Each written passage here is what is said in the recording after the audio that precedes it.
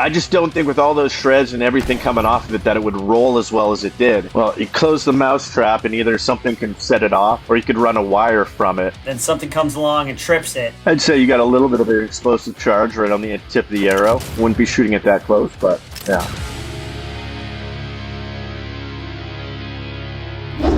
Ah, the pipe bomb, a classic in the post-apocalyptic world. Oh, definitely. Something easily clobbered together, easily put together, simple to use, and fun to throw. Right? Pretty good explosions? Definitely want to get them a little further than that, though. There's a lot of shrapnel on the pipe bomb. Upgraded. Maybe a little thick-walled pipe. I feel like with those arms, she could probably throw it a lot farther. Oh, definitely. You can see us trying to bounce it, too.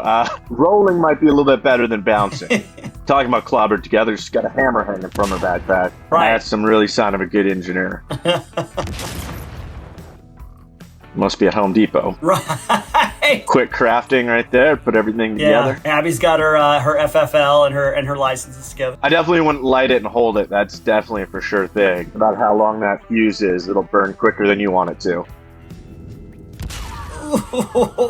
Oh, splat! Oh man! Light. I'll tear right through you. Chuck. Run. Yeah, right? Yeah. Red puff of smoke.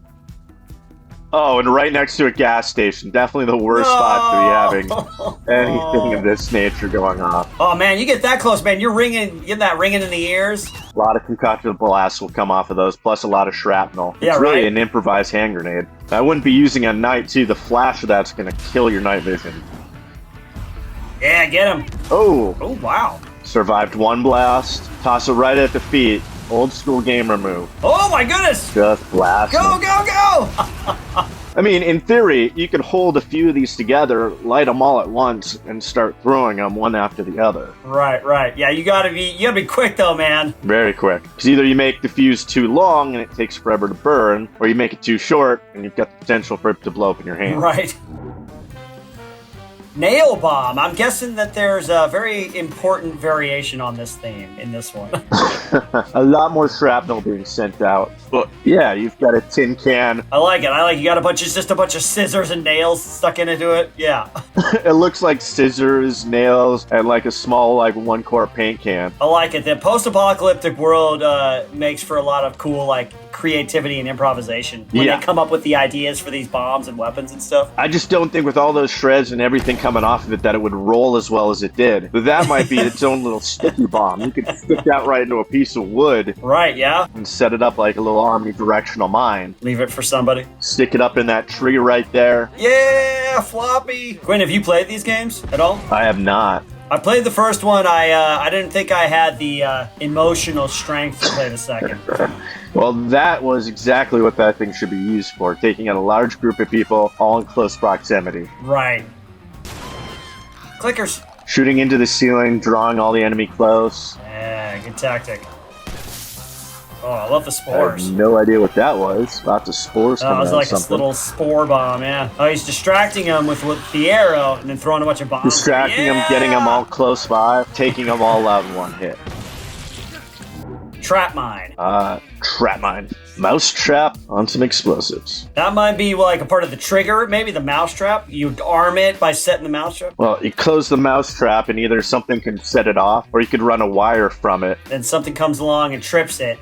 Bob's your uncle. Or you can, shoot part of the mouse trap, it flips over. There you go. You put a couple of those pretty close together, you ignite one, you think you'll probably ignite the rest as well. Yeah, it's called sympathetic detonation. When you've got high explosives close to each other, one will set off the next in a daisy chain. Saves bullets too. Oh, come on, Ellie. Plus, really, with any kind of shrapnel or dirt or anything coming off that first one, it's going to hit the top of that mouse trap and go off. I like she's kind of leading them into one area. She knows their routes. Some guy goes right through that door, he's going to get it. Oh. Yeah, so if you set it up and the door hits the mousetrap, there you go. Now, potentially you could also throw it, because when it lands, it'll hit the mousetrap as well. Wait for it. Oh! Blasted right off that barrier. Oh, man, tore it apart. Oh, yeah. I love it. I mist. love that, they don't go for the kind of just, the ragdoll engine where the body gets thrown 20 feet. They actually, the explosions in this game are brutal, man. They just it's a puff of red cloud, It's there 1 minute, gone the next. Boom! Ah, Explosive tipped arrow, I like it. definitely. Get up and come back down right on the target. Yeah, you know, was I pretty would nice. imagine you wouldn't have too much Right range in. when it comes to an explosive arrow because, I mean, you got that heavy explosive tip. You know, I'm not really sure that range would be very, very long. I don't think you're going to get it far or fast, but you're going to get it there. And you're going to get it all the way around. And then setting it up in water, smart. Kind of where the choke points are, where people might naturally funnel right in their pathway, you know? Right in the fatal funnel, draw them in, distract them over, have them run into it, initiated. Nice, yeah. Well, we got a really stealthy weapon right here. There's no ignition, there's no explosion, so yeah, stealthy. Yeah, showing just how, that's how you break an arrow, definitely. Oh, now we're going for the boom booms. I'd say you got a little bit of an explosive charge right on the tip of the arrow. Wouldn't be shooting it that close, but yeah. Oh, that's wild. Do you think you're going to lose some distance because you got that heavier weight on there? I think you could, but you could also get some good distance going up and out. Right, like she did, yeah. More of an area weapon at that point than a direct fire weapon. Yeah, definitely don't be doing that with an explosive arrow either. Oh, too late. Well, he did kill all of his buddies. Oh, I like So she's going from really stealthy to full explosive. yeah. Oh, she's really good with her aim. Got counting for the drop, you know. Yeah. Definitely works well. You just got to make sure that you know which one you're pulling out. Right. No rapid fire. Make sure you check your shots. You know, definitely. I think you'd be able to tell an arrow is relatively light, and that explosive arrow got some weight to it. So I think the individual arrows are good for individual, but when you really want to hit a big group, pull out the explosive arrow, pop one down range. Yeah, explosives. Good for groups. Good for group activities. Groups, area. Ooh! Ah, flamethrower. I love it. I love the kind of the hobbled together nature of the flamethrowers. You kind of screw. You got a pipe. You got some fuel. You know, you got a lighter at the end of it. Mm-hmm. That's it. Looks like you're just unscrewing a Coleman bottle, just a propane or a MAP gas bottle. Right. More of a a weed burner flame torch than it is really a flamethrower. Right.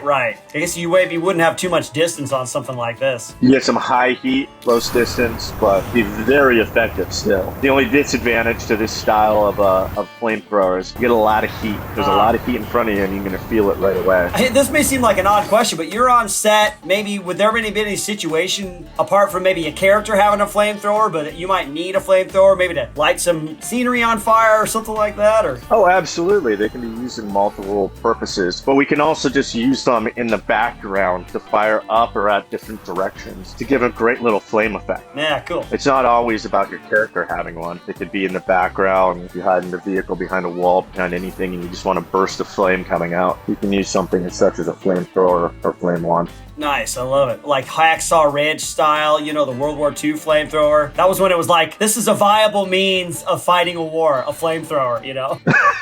Yeah, that's when you're using really high level propellant and really getting it out there. Getting it into bunkers, into defilades, behind places, or just to use as a anti-vegetation, and just burning all the weeds there. Right, yeah, just clearing it out. Flamethrowers are used extensively in jungle warfare just to clear out the brush in certain area. Oh, nice, yeah. May this fire light my way.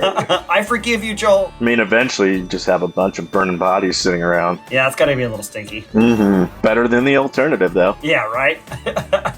It's them or you. Burning's gotta be no fun. I mean, and the thing with this weapon is you never want to be running forward while shooting forward. Right. You have a lot of heat and flame coming towards you. It's definitely better if you're backing up, retreating into an area and just flaming and killing everything behind you. Or let's say, you know, you're in sub-level 3 and the aliens are attacking you and you're Drake. Your smart gun runs out of ammo and you gotta switch to the flame unit, you know? Really burn up the oxygen in your area. Yeah. All right, now the flamethrower from The Last of Us 2. Oh, it looks a little more put together, a little more like militarized. Oh, that's definitely more militarized. A little bit more distance, a little bit more of a jet of fire than anything else. Yeah, because you would have like a flame More and then consistent. like the propellant like shooting out, right? With this style, that's going to stick to, the flame's really going to stick to anything because you have the fuel sticking and as it burns. Ah. This is more of a fuel shooter than just like a weed burner style. Definitely have to be fun to have one of these around. Yeah, especially in this scenario. Get some distance between you and the target right there and really send those flames downrange. Yeah. You can get some distance, it looks like, with this one. Oh, absolutely. Now, there's really two ways of burning something: keeping the flame away from it and heating it to high temperatures, or just straight up lighting it on fire. In this case, we're just lighting it and going. Yeah. Really, once it's on fire, you're just adding more fuel to the fire at that point. Stay lit, my friends. Oh, that's really his fault. He should have heard her coming up the stairs. Oh, definitely. See, definitely a great weapon for getting behind the defilades there, going right through the window. Right. Anything that's behind that wall is definitely going to feel the heat, feel the fire. Yeah, you covered in a good area, yeah. It's going to spread out, flames going to spread out, catch other things on fire. Absolutely. That's the problem of walking your way through a big warehouse like this. You're starting fires around. Eventually, that whole building is going to go up. It really all depends on what's being stored there as well. Cardboard burns, plastic melts. Those fans aren't going to last too long. The other problem about being the guy with the flamethrower is everybody knows where you're at. Right, yeah. It's not exactly a stealth weapon, yeah. You're the one sending big balls. You're going to be drawing a lot of fire towards yourself. Plus, you're running around with a little flame on the front of your weapon. Right, yeah. Doing that in the middle of the night, everybody's going to know where you are. Right.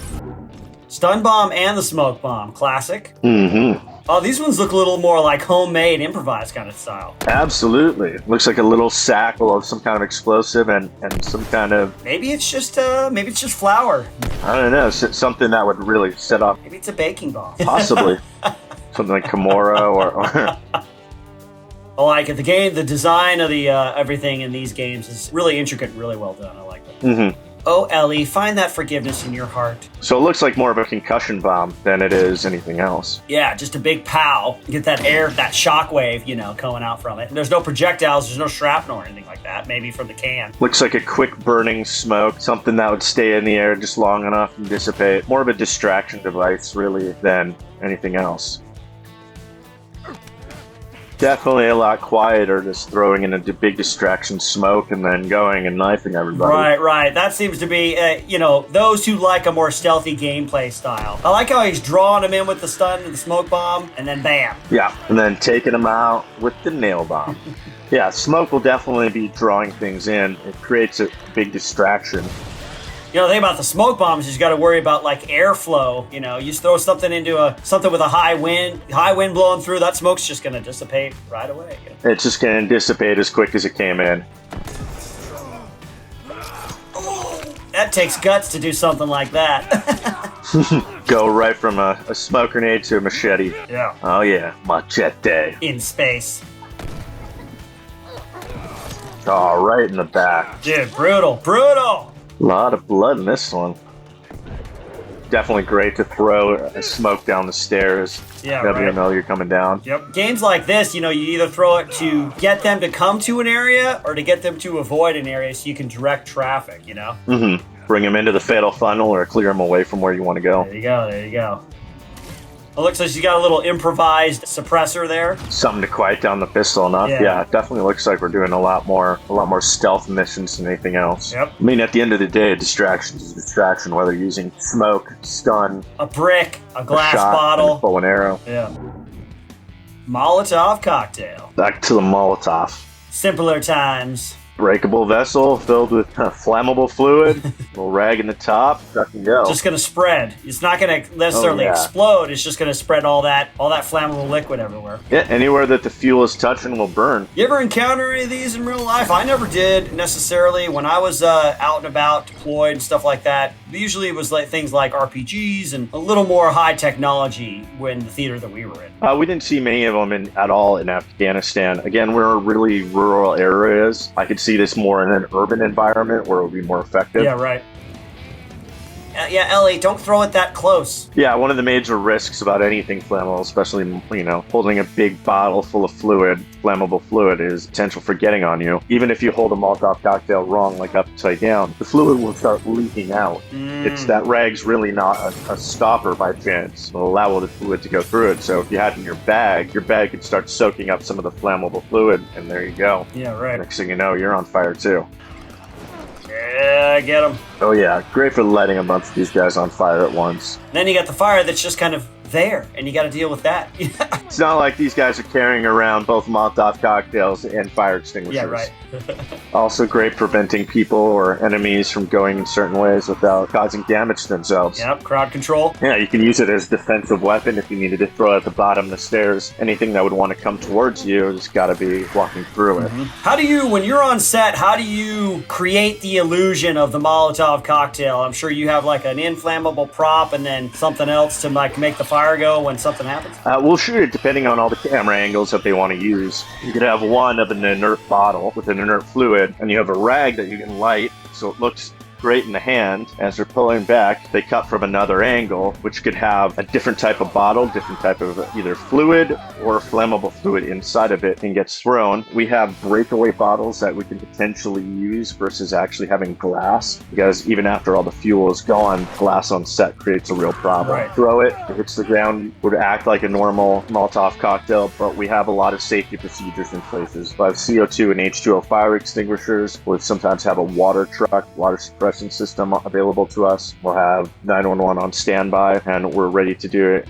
and put it out after the shot's done. It's not always just about starting the fire, it's about safely putting it out afterwards. Right. My hat's off to all the stunt people who are out there who have ever done any body burns, you know, where they just like set themselves, they're on fire, man. Dude, that is crazy. Full body burns, partial body burns, pretty amazing people out there doing it. See, once again, I wouldn't be running around with a bottle of, flammable bottle that's lit on fire. Best to just light and then throw. And once it's in that area, the fuel is just going to continue to spread. Yeah, right. You're also going to get a high heat, a lot of smoke. And catch anything else that's flammable. Yeah. The Last of Us 1 and 2. What did you think about all the weapons that we saw, the improvised stuff, things like that, explosive? I definitely thought it went really well. It's a great showcase of being able to think on the fly, making your own things. The homemade flamethrowers are great. Best way to do it. A Molotov cocktail is always a good classic. Yeah, hats off to the game creators of the Last of Us series for sure. They definitely did fire well. Quinton, thank you for joining us. Where can people find you out there? Well, you can find me as QFX on your local film, TV, and commercials around Hollywood, California. Thanks for having me again, Israel. Thank you so much. Folks, head on over to Shift Fire. See you soon, folks.